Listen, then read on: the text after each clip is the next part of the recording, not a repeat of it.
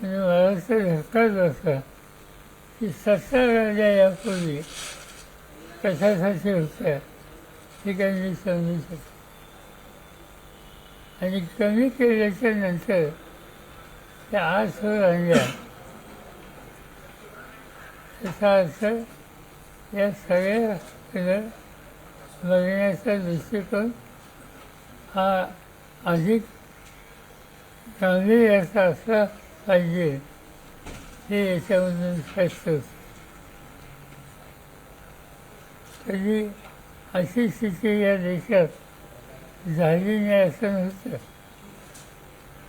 पण ठीक आहे, त्याच्या अधिक चर्चा न करता एकंदर देशाच्या अर्थव्यवस्थेत आणखीन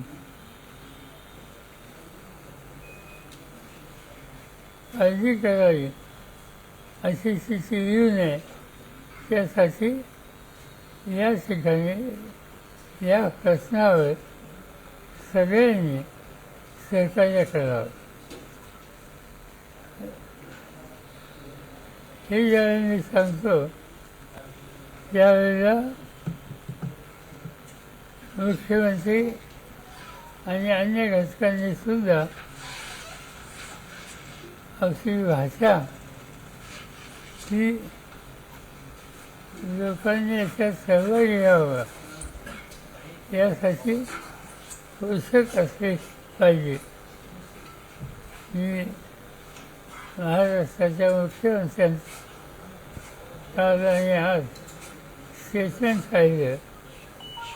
त्याच्यामध्ये उदाहरणार्थ राहुल गांधींच्या संबंधी त्यांनी जे शब्द वापरले मला स्वतःला ते अयोग्य वाटतं.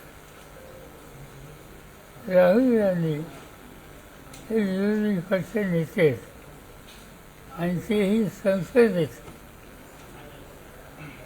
विरोधी पक्ष नेता ही एक कॉन्स्टिट्युशनल पोझिशन आहे.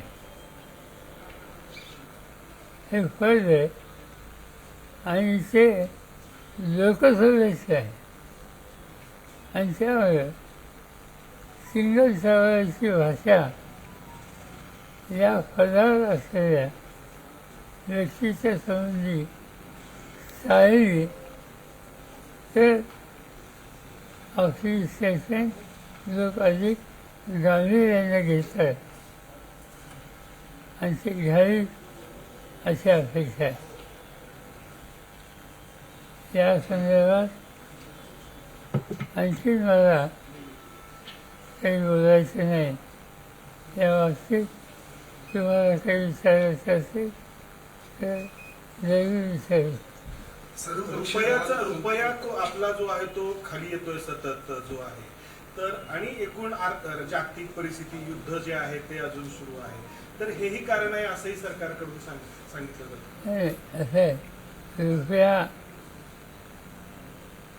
त्याची किंमत $20 ही खाली येते.